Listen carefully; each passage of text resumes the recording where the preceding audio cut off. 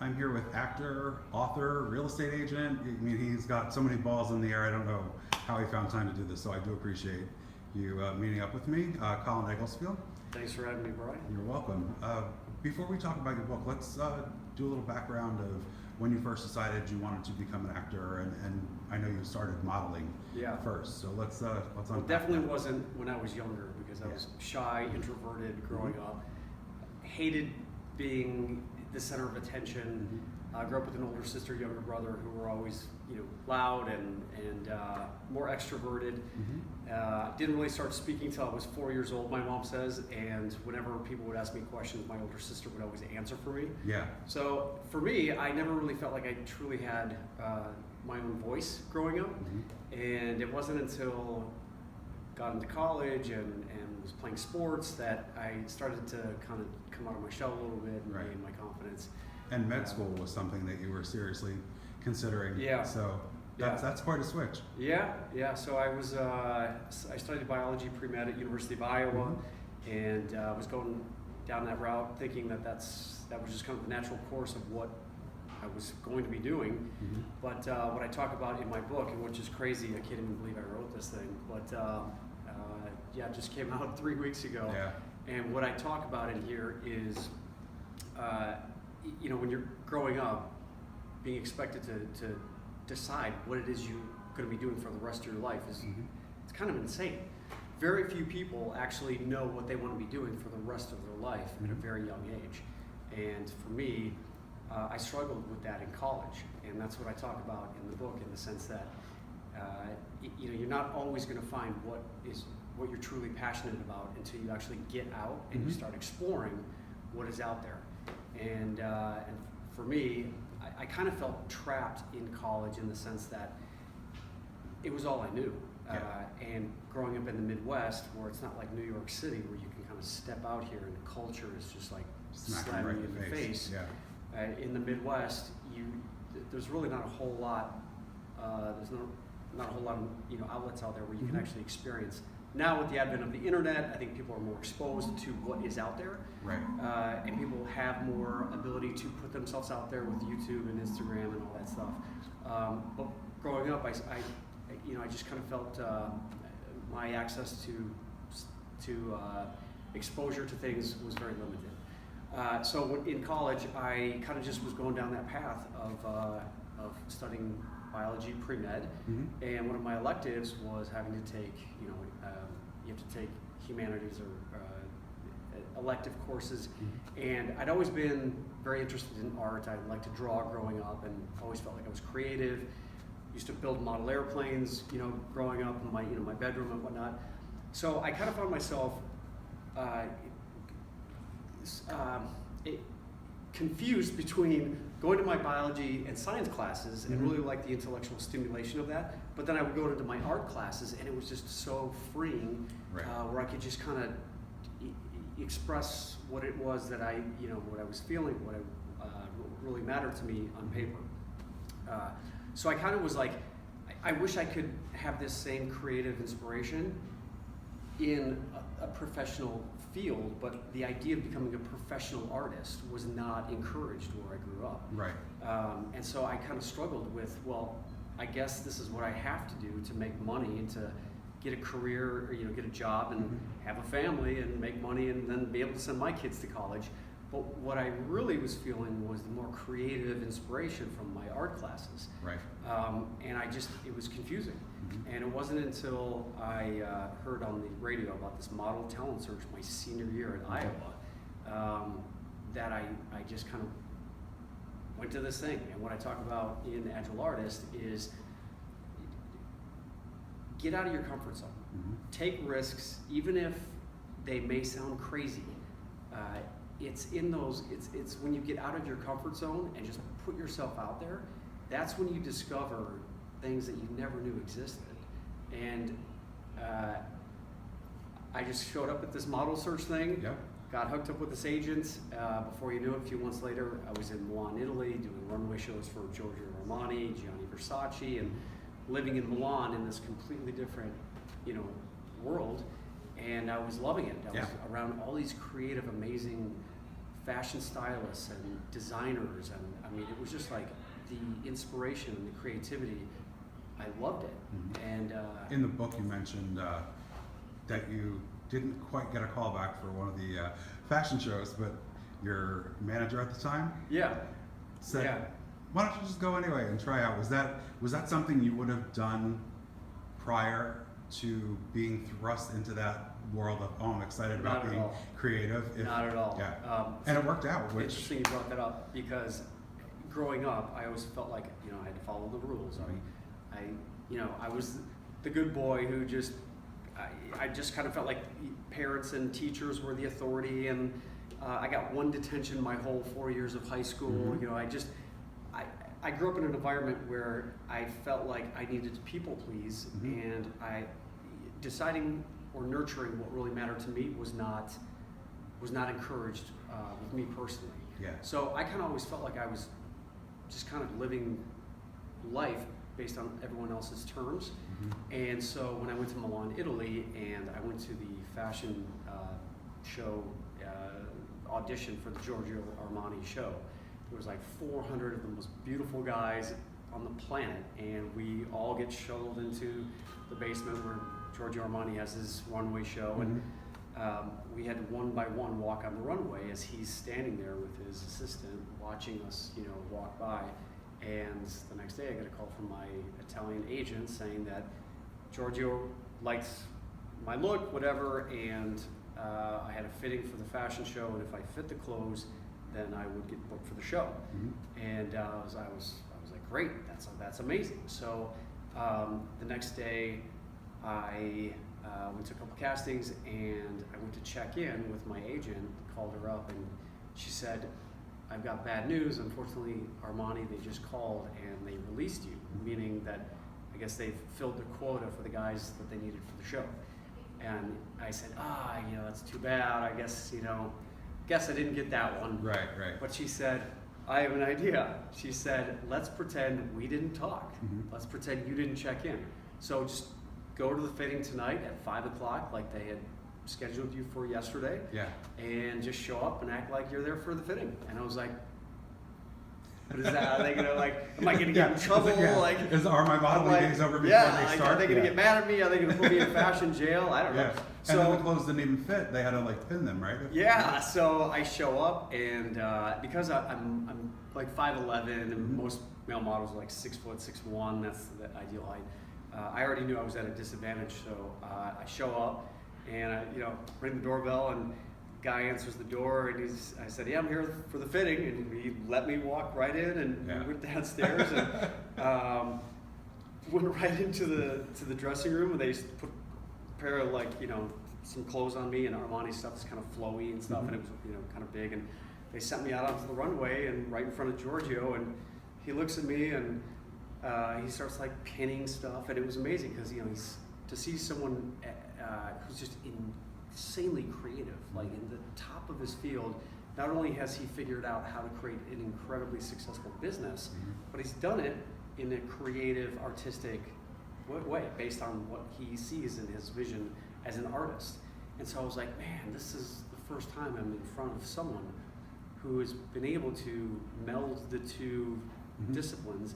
And he pins the outfit, and then he asked me to walk, and I walk down the runway, come back, and he's like, "Okay, che bello," which means, how it's a common phrase in Italy that it's, very beautiful. And then he said something to his assistant in Italian, and the assistant said, "Yeah, go try on another outfit." So I went in, he did this 3 different times, and then the very last outfit, he kind of just put his, Italians are very passionate and very hands-on, and he was like, "Che bello." And so I was like, okay, this kind of feels good. You didn't kick me out of here. Yeah. So I left, and then I got the call the next day from my agent saying that I had booked the show. So, I mean, you never... Hey, whatever worked, right? Hey, it worked. Yeah. You haven't looked back since, right? Yep, exactly. One of the things I really liked about the book is right off the bat in the beginning, you say that I am not a self-help person. I'm not trained, and I think that lets the reader kind of just relax into the book without feeling well, this person thinks they're better than me. They're going to be judgy based on their career path of being in the psychiatry field or psychologist, what have you. I think that really works for the beginning of the book to make people comfortable with what they're going to read, and then once they start reading, it's just bam, bam, bam. You don't want to put it down. So yeah, I think that was a great way to start. The last thing I like to read about is anyone trying to preach to me or tell me what to do. I hate when people give unsolicited advice, but I do get a lot of younger actors and now that I do real estate as well, and I'm an entrepreneur. I get younger entrepreneurs asking me like, how do I do this, or how did I do that? How did I get through 2,000 auditions and fail 98% of the time and still be able to have done movies with Kate Hudson and recently Sylvester Stallone, and so I share the way in which I like to be given advice, and that's usually when I ask specifically like, how did you do this or how did you do that?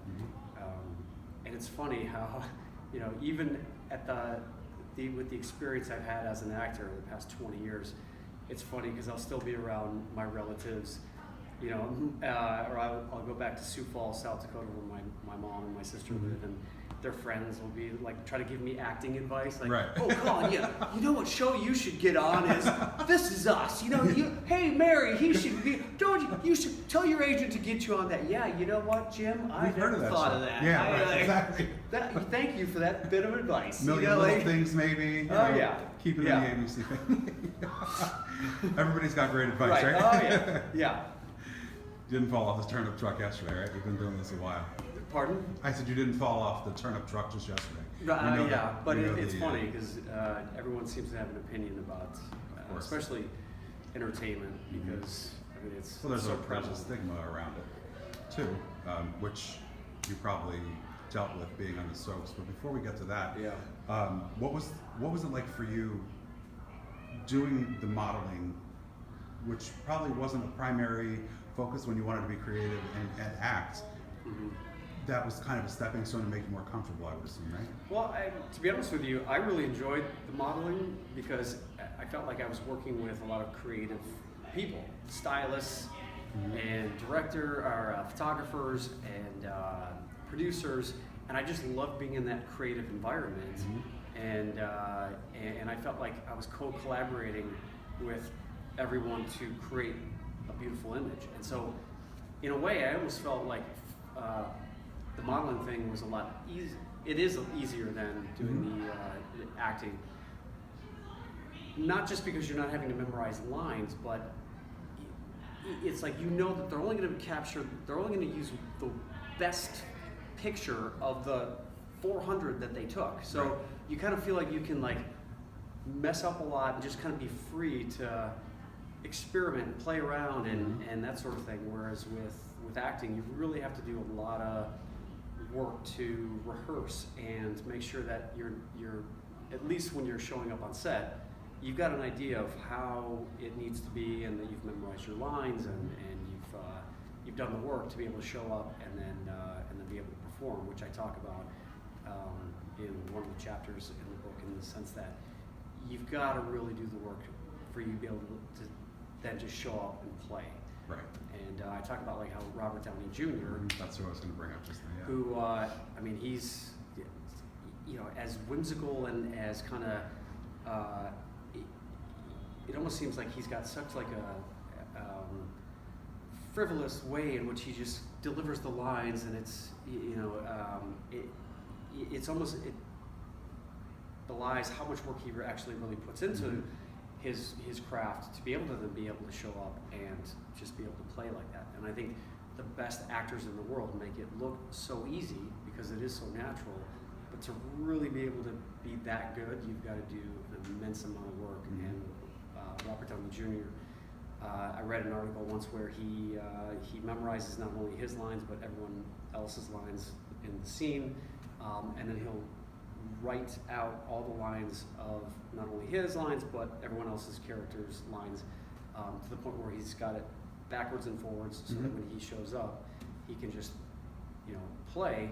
And he gets really annoyed when other actors show up on set and haven't done as much work as he has, which goes to show you, how much he cares about his work and how, you know, kind of a professional he is. Mm-hmm. One of the things that you touch on very early in the book is your experience being here in New York during 9/11, and what a terrifying time that was, which I would assume not a lot of people know that about you, that you were here on 9/11 and you were extremely close to Ground Zero, and watched it all unfold as it was happening. Yeah, I lived about 2 football fields away, roughly, from the Trade Center, and I mean, it was just, I mean, I still look back and I can't believe that I was actually living that close. And when I woke up that morning, my girlfriend at the time had gone to work, so I'd been up and I, you know, kind of was just kind of still laying in bed a little bit, and then started hearing the sirens and just some more noise out. And I went to my window and I was on the 18th floor of an apartment building that faced the World Trade Center. And the West Side Highway separated our 2 buildings. Normally there was a ton of traffic there, and woke up and there was no traffic. All there were fire engines, police cars, and, you know, ambulances started like showing up, and I'm like, what the heck is going on here?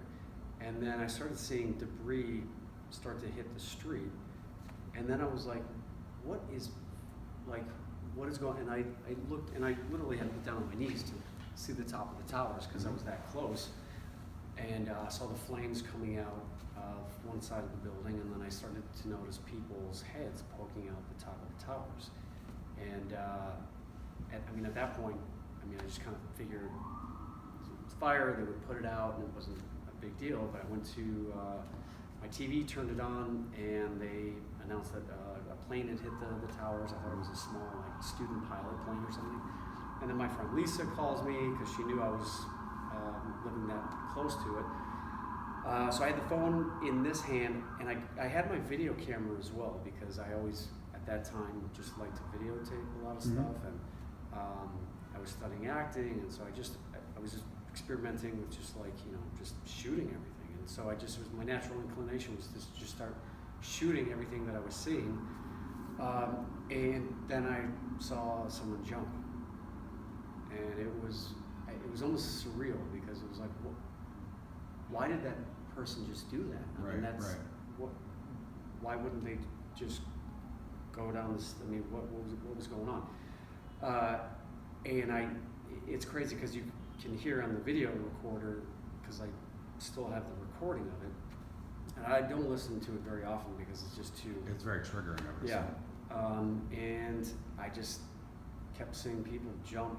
And to a point where I moved back into the middle of my apartment, and I was on the phone with Lisa, and I didn't even realize that I had the recorder still recording. And I'm looking at the TV, and then the second plane, you can hear it coming in, and I just heard the explosion, and I turned and saw the flash, and that's when I think I just went into shock, because I mean, it was so jarring, and you can hear me scream into the video recorder. I'm like, oh my God, Lisa, it's another one. Oh my God, I gotta go.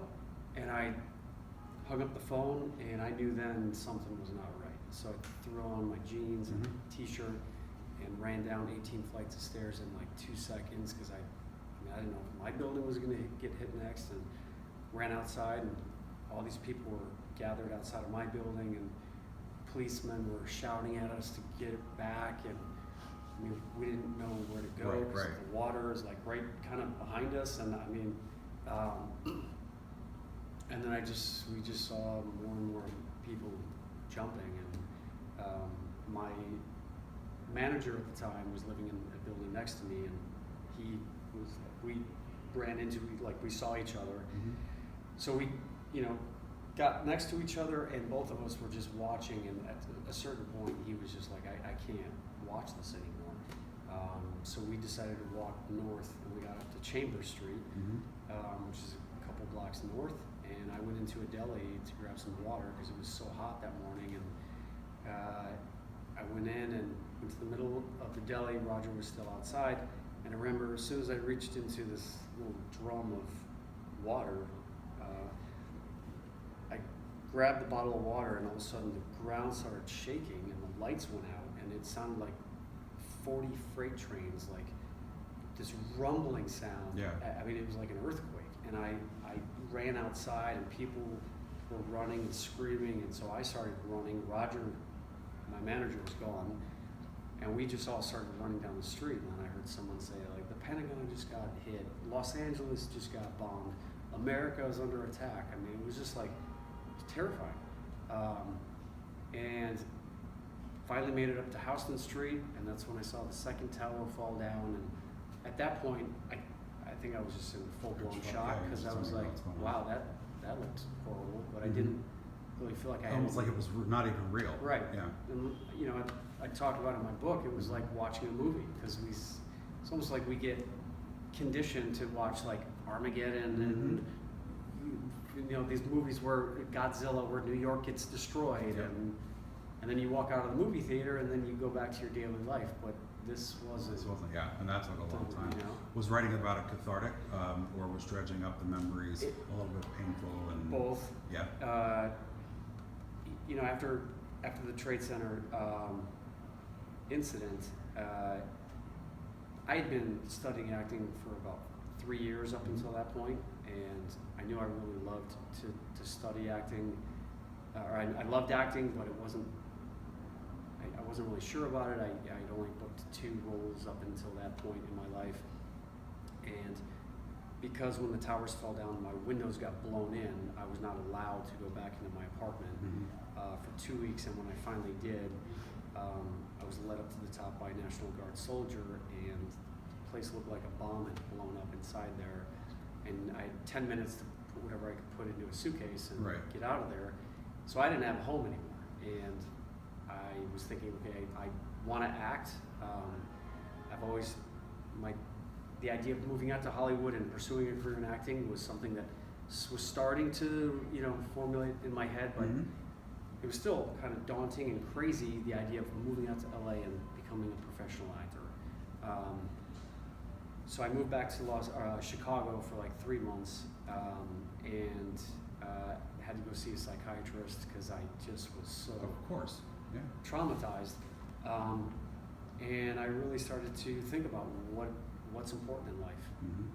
And if the people in those top of those towers, you know, if they had a second chance at life, you know, I guarantee you, if I had been up there trapped, I would have been like, you know what? If I have a second chance at life, I'm not going to let anything stop me. And what I really care about is giving a career shot at acting. So I'm going to go out to LA and do that, because life can end in an instant. Right, absolutely. And I think we get stopped by all the negative thoughts in our heads, because we can be brutal to ourselves. We can beat ourselves up with, you're not good enough, who do you think you are, friends, family, like all that stuff from when we were younger. We were very good at berating ourselves with all this negativity and comparing ourselves to everyone else or who has what, and especially now with social media, it's like if you don't have the Rolls Royce, the private jet, and the models and bottles, a million likes, and you're nothing. You know? Yeah, that's right. And so what I really talk about in here too is like, that's all fine and great, but it's all superficial, and like, you know, just not only do I like to practice the craft of acting, I like to read about other actors and what their philosophies are and what their take on acting is, and like Jim Carrey, I read an article about him, and he talks about how I wish everyone could have the experience of being rich, because they would recognize that it doesn't solve the problems of what really matters to you and what's all going on in your head and that sort of thing. And to really be truly successful in life and to create fulfillment, what I've learned over the past, 20 years or so pursuing my career as an actor, is that it really comes down to what lights you up, what inspires you when you wake up in the morning every day. And for me, it's even now, 20 years later, when I book an acting job and I wake up, I recently worked with Sylvester Stallone, and I mean, waking up in the morning, I'm like, holy crap, I'm about to go on set with my boyhood idol, you know, and that's the stuff that like it's exciting, and I kind of feel bad because sometimes I meet people and it's like, oh, you're an actor, and I'll be like, well, what do you do? And they're like, well, I'm just an accountant, or right. I'm just a banker, or I'm just a this, and but when I really start to talk to them about it, I'll be like, well, do you like it? Do you enjoy it? And they're like, oh yeah, no, I really like numbers, and I really, well then why do you just, you know, you're not just an accountant, you're like, this is what you really love to do, you know, and own it. But then I also meet people who say they're the accountant or the banker, and they're like, but what I really want to do is I want to write a book, or I want to open up my own business, and I say, well, why don't you do that? Right. And like, oh, I don't know, I couldn't do that, or I don't. And so that's what I talk about in the book as well, is that as actors, we essentially are trained to create our own reality in our acting classes, so that when we show up in auditions, we create this whole environment in a small little casting office to then we create reality in imaginary circumstances. And so we utilize creativity and a lot of right brain imagination, and we bring that into what really is the business of acting, because a lot of what we do too is having to have a really clear idea of where we want to go with our acting career. So we've got to have the business plan of where we see ourselves, but then, and we're signing the contracts before we're going into the 7th audition for the TV show, and then you've got to be able to throw all that analytical side out, and then tap back into your creative side. And so as actors, we are trained to essentially nurture both sides of who we are. Right. And I meet a lot of people who are either very creative right brain or very analytical left brain. And so I talk about one of the chapters in the sense that if you're too left brain and you're too analytical, it's almost like you're cut off at the head. Yeah. You're like, hi, I'm Jim Smith, and this is my wife Sally, and we're very nice to, I really enjoyed that movie. It was neat, and it was just like, you are so not connected. Right. It's just like a talking head. That's like you said. And I talk about, like, if you watch a clip of Marlon Brando from like Streetcar Named Desire, I mean, he's just so connected to, his gut and who he is from such a primal level.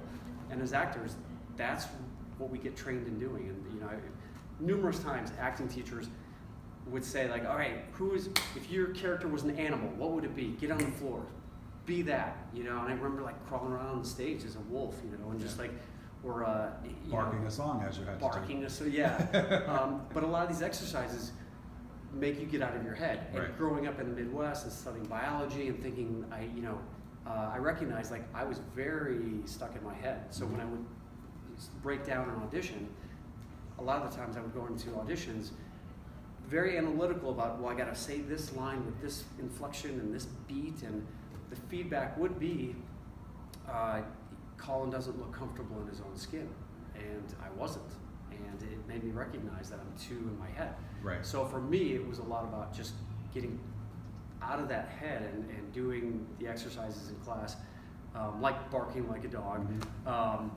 and getting connected to who you are, from your gut and almost like a spiritual level. And what I talk about, when you're connected, spiritually, intellectually, emotionally, that's when the magic happens. And that's usually when the serendipitous moments come, where you'll just randomly meet a director on the street that's like, oh my God, you look perfect for the role. Or you just kind of walk around with a different aura by yourself. And I talk about the law of attraction and that sort of thing. But then on the flip side, I would meet so many amazing, artistic, creative people in my acting classes, but they couldn't, they didn't have the confidence or the discipline to get the agent, get the headshots, put the reel together. And they were incredibly talented. I mean, like, dude, like, just just get it. Like, you could be so successful, and some people are either afraid of success or they just they're too. I guess they're just not used to having that structure in their life to be able to then fulfill on whatever it is that they are good at. Mm-hmm. So I talk about how to meld essentially the two sides of who we are as people, to create that balance in our lives.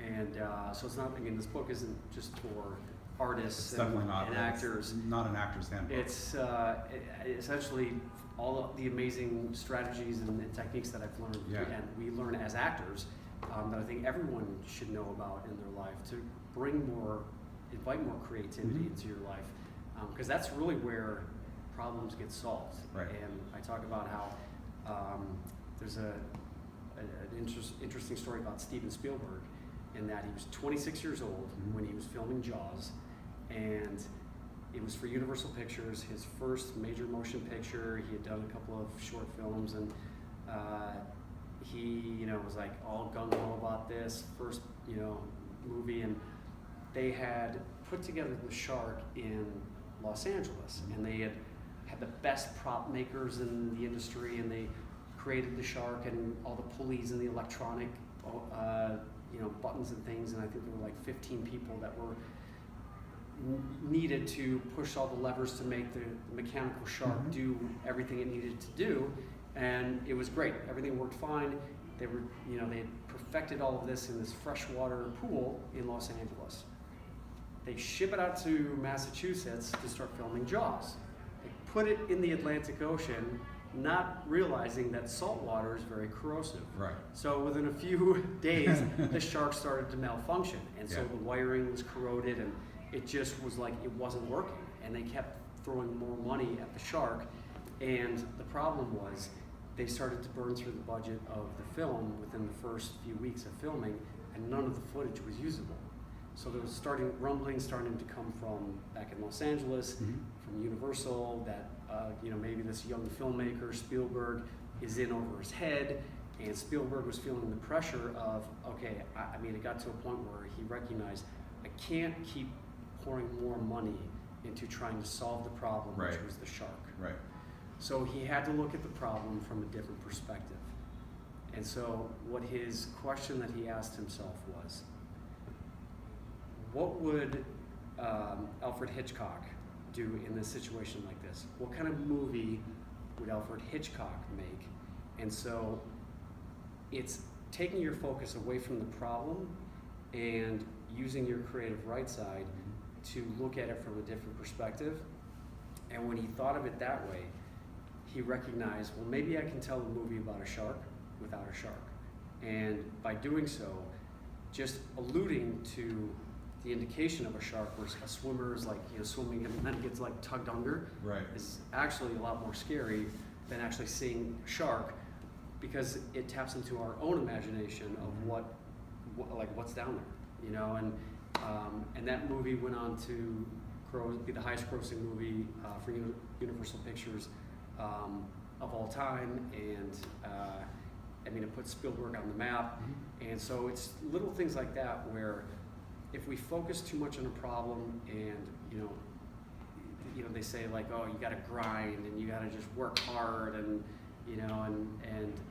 really what it comes down to is, if you're stuck in a problem or a situation, it's better to remove yourself from the situation, go for a run, go for a drive, go on vacation, let that right brain, creative side of your brain, let that problem jiggle around in there, and that's usually where problems are solved, and the solution just kind of pops into your head one day. And they say most ideas come from people when they're taking a shower in the morning, and they're just kind of like, they're just not really focused on anything, and their mind is kind of wandering, and that's usually when they say most creative ideas come into people's lives when at that particular time. So yeah, a lot of little interesting anecdotes that I've just kind of learned along the ways. It's funny, you say you don't want it to be a self-help book, yet you're very eloquent in the way you speak and putting things together. So yeah, it ends up in not a preachy way being self-help, but in a practical, let me show you what happened in my journey. Yeah, and I think it really comes down to, it's not self-help because I talk in stories. And as actors and directors and anyone in the entertainment industry, that's your life. We just love to tell stories. We love to watch stories. We love to tell stories, and I think stories are the best teachers. And I mean, I don't want someone sitting there preaching me, telling me what I can and can't do. But if I'm watching a story and I see a character make mistakes and I see the consequences of it, it's way more impactful.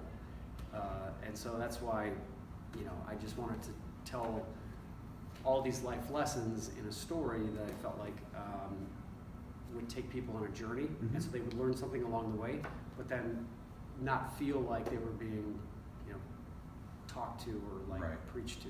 And very successfully did that. Thank you. You've been acting now for 20 years, you said. Yeah. And you've worked very consistently for that entire time, and you have faced other hardships. Before we get into that, though, like I said, you did work and you have worked consistently for 20 years. Did you going in think that, hey, maybe I'll give this a year or two, if things don't happen, I'm going to really stick this out? And here we are now 20 years later, which you don't look a day older than 20 years ago, which I pretty much hate you for.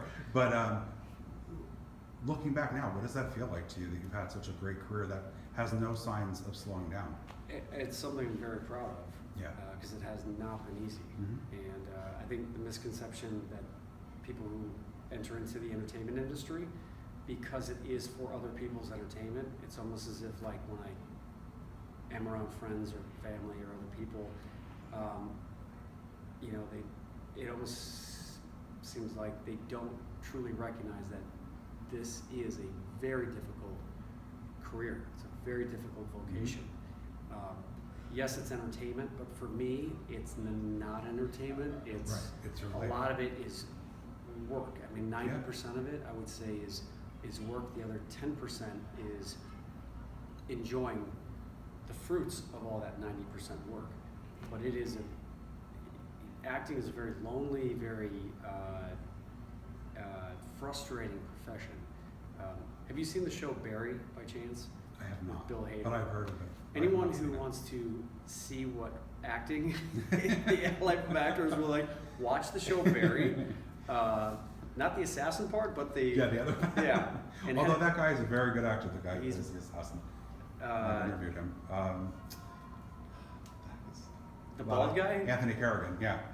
Oh, is that it? Yeah, he is Kerrigan. phenomenal. He's great.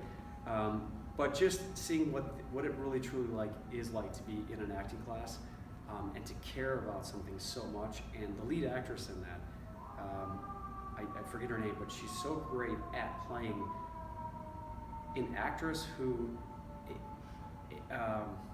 she's narcissistic, but in people like, oh, I don't like her, I don't like her character, I don't like her. I adore her. I love her because having been in acting classes, I appreciate how much she cares about her craft and acting and the struggle it takes to not only get a job, but get a job and do a job that you really feel good about. That you're not just like playing, dressed up in a banana suit on a commercial or something. And you see how the business side of it, where she's dealing with her agents who are like, oh yeah, you should do this and you're gonna play this, and and she's like, well, that's not really what I want to do. Like, what are you talking about? It's an amazing role, and like, you're crazy. And so it's really recognizing and protecting that artist within you, and really following what really truly matters to you. Yeah.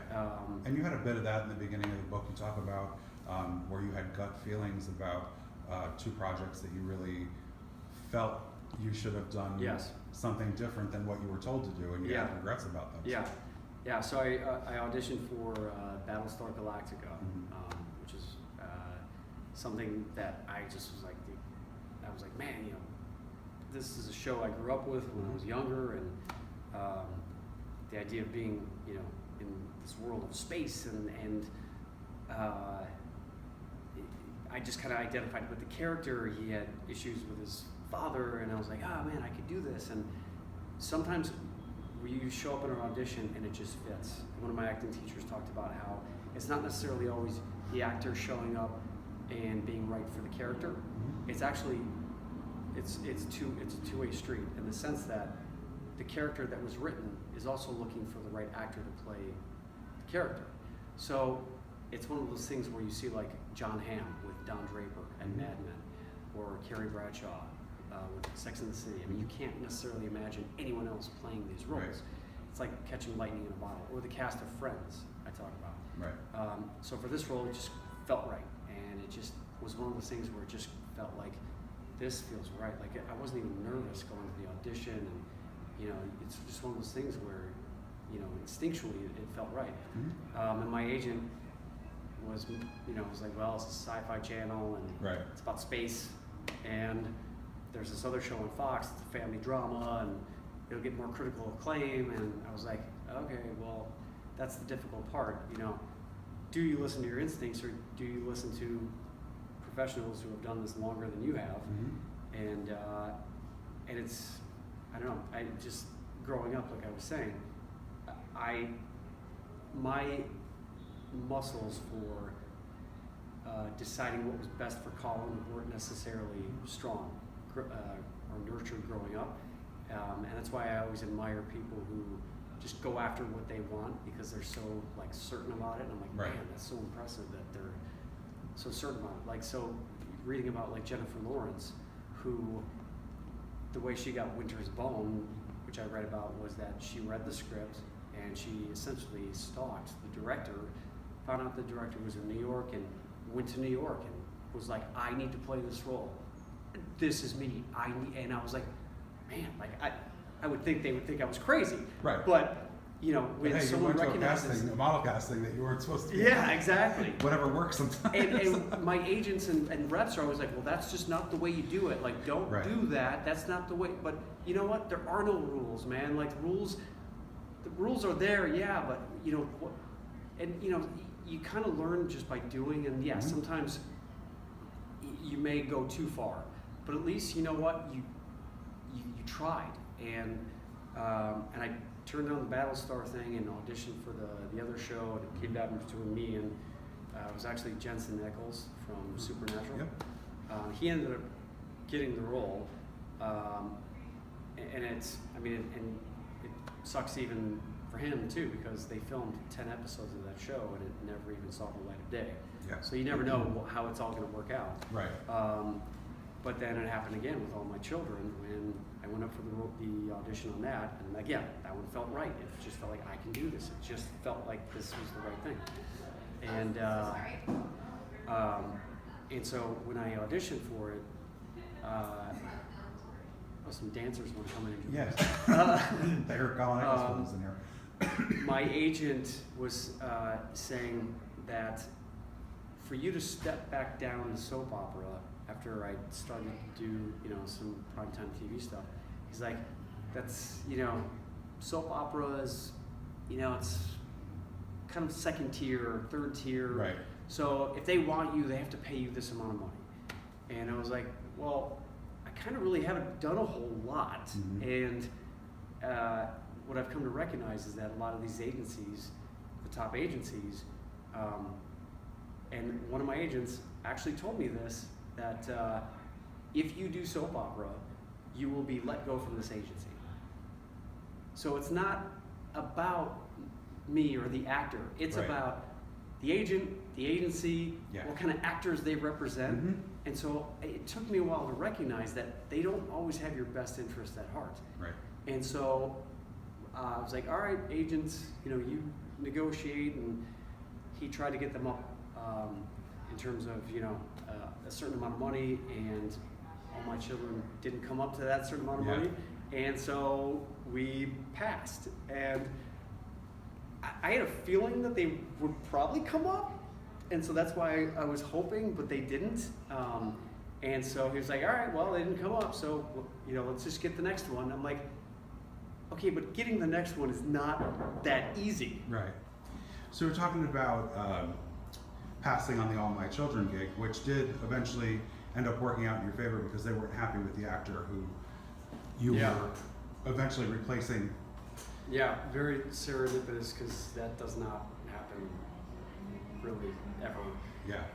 Where I passed on the initial offer, and it was funny because it wasn't actually funny, but the next day I just had this feeling that I needed to voice that I wanted to do this. Mm-hmm. It just felt like my instincts were saying, yes, do this, do this, do this. And everything from, at the time I think there were 8 soap operas on TV, and of all the 8 soap operas, this is the one that my mom and my sister used to watch when I was growing up, so I knew all the characters, I knew Susan Lucci, I knew all about like Pine Valley, and so I called my agent up and I said, can you find out if they're still like, if they're still interested? And he called me back, and I don't even know if he called them to check, but he was like, nope, it's they've already cast someone else. And I was like, and it was just one of those things where I was like, you know what, I gotta start making my own decisions, because I'm the one that's now sitting here in my apartment, pissed off because I didn't say yes. And I didn't tell my agent, you know what, I want to do this. Negotiate the best deal. I don't care if it's what you think it should be. Right. And that's another lesson that I had to learn the hard way.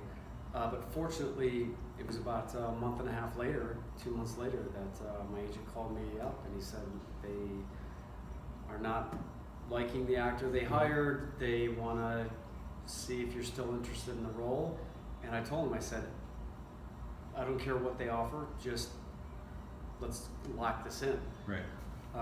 And I started to feel like I was taking ownership of this, and flew out to New York for the screen test, and did the screen test. It felt great, and came back to LA, and got the call saying I booked the role, and I was like, yes.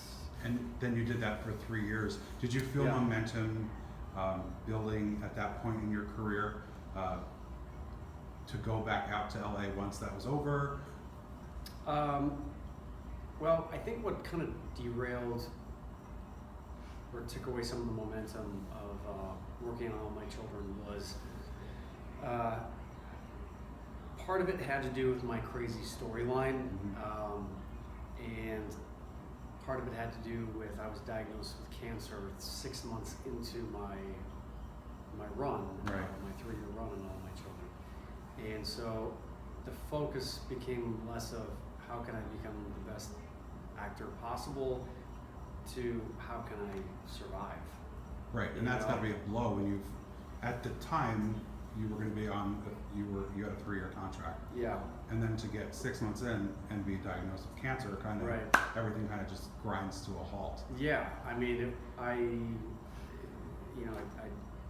and this was something that was difficult to talk about because I was diagnosed with testicular cancer, and as a man, that's not something that personally I wanted many people to know about. Right. Especially working on a soap opera where it's like the height of masculinity. Yeah. And so I had surgery, radiation treatment, and my 3rd week of radiation treatment, I recognized that I didn't tell anyone at work, and third week of radiation treatment, I just felt like crap. I mean, after you get radiation treatment, you just feel like you want to vomit. You get fever, sweaty, and you just feel like crap. And I didn't want them to think that I was like hungover, like I was partying the night before. Right. And my director came up to me in between scenes and he asked me if I was all right. And I was kind of hunched over, and I finally just broke down because I recognized I was trying to hold it all together and hold it into myself. And I recognized that I just couldn't do it anymore on my own. And once I shared that to him, it was such a relief to finally be able to share the truth of what I was going through. And he was like, man, whatever you need, like, he was like, go talk to our executive producer, and I started to recognize that, you know what, the the more vulnerable you are and the more you share authentically with people, the more genuinely they respond in kind. And I felt like I started to have better relationships with just everyone, at all my children as such. I mean, I felt like as actors and in entertainment, we're always like, and in essentially in any business, where you kind of have to put on that good face of like, oh, how you doing? Oh, great, everything's great. Yeah, I'm just, doing this. And on the inside, you're like pissed off, angry, frustrated that something's not working, or you just broke up from a relationship. And after my diagnosis with cancer, and then it came back again a second time, and having to have a second surgery, I just couldn't bullshit anymore. Right. My superficial, my meter for superficiality was like off the charts. I just couldn't handle being around people who were fake. Yeah. And people just ask me, how you doing? I'm like, not doing so good. And they're like, why? What's going on? And once I recognized that I didn't have to fake it and didn't have to fake that everything was great, then my relationship was, from there on out, it was a very honest, authentic relationship, where I felt like my friendships just started to deepen, and I recognized that people seem to respect that. And I would feel like in the entertainment industry, the way that people work, you can tell who your real friends are when they stick around for the crap that happens. Yeah. It's not just about let's go have bottle service, let's do supermodel, be with supermodels and that kind of thing. Yeah. And so I think that probably made, not only fighting for your life, everything became clearer, but also others' intentions became clearer. And then I didn't care as much about going to the hot parties and that sort of thing. It wasn't as important. And so I kind of was able to just kind of relax into what really mattered to me on a personal level. And I think that's when my acting career really started to take off, because I think part of me was not happy. I mean, a big part of me was happy to be on the soap opera. I loved who I worked with. I love acting, so it was great. However, soap opera, it's not artistically the most fulfilling medium out there. And when I really recognized it, my 3-year contract ended and it was not renewed. And there were so many other actors on the show that had been there for like 12, 20 years. And I recognized that, at first I was disappointed, and I was like, why don't they want me back? Why did they want him and not me? And and so my ego was bruised. But when I really looked at it, I recognized that if we just take responsibility for everything that happens in our lives, and I looked at it, well, how was I responsible for my contract not being renewed? And when I really looked at it, I recognized that on a deep level, I didn't get into acting to become a soap opera actor. So I think in some ways I was kind of maybe sending off signals that I didn't want to be there, which people can intuitively pick up on. And so I started to recognize that, all right, you know what? This isn't where I want to be. Why do I want to be here? I want to be here because it's a steady job, money's coming in, and the idea of having to go out and try to find another job is scary. So I think a lot of people get stuck in a situation they're in, whether it's a relationship or a job, because they're afraid of the unknown. And that's what I talk about in here, in that a lot of times if you just step out of your comfort zone, and yes, it can be scary, but for me, what I started to recognize was that settling was a lot worse than the fear of the unknown. And what I've recognized too is that in the unknown, there's total freedom, because you can do pretty much anything. And once the show ended, I was like, okay, what do I need to do in order to get that next acting job? And so I started to ask myself empowering questions. How do I get my next acting job? What's the best next step to get that? And I just decided I needed to jump back into an acting class and recommit to my craft. And once I started studying with gosh, it's right on 26th Street here in New York. Terry Schreiber. Mm-hmm. Jumped back into his class, and I rediscovered my passion for like acting. Yeah. Because with soap opera, you kind of can show up and just kind of go through the motions of just saying lines like, "I'm going to make you gargle glass," Mm-hmm. and it's just kind of ridiculous. And once I kind of got reconnected with like my true artist side of why I like acting, I started to audition again, and then ended up booking a role on Melrose Place, Mm-hmm. which brought me back out to Los Angeles, which led to Something Borrowed with Kate Hudson, Mm-hmm. and then The Client List with Jennifer Love Hewitt. And it was all great, and I loved it. I was having an amazing time. But I kind of feel like I started to get a little bit bitter about the industry, in the sense of like, it really matters, what jobs you're doing and what have you done for me lately. And I was invited to all the parties once all that stuff came out, and then after like a couple of years after The Client List, was not on the air anymore, and I was back in the grind of auditioning and getting invited less and less to the parties. It started to make me question again what really matters to me in my life. Mm-hmm. And I just was starting to recognize that I wasn't necessarily 100% happy in Los Angeles, because I didn't feel like I'm happy when I'm acting, but I also recognize that what matters to me is my community Mm-hmm. and my family.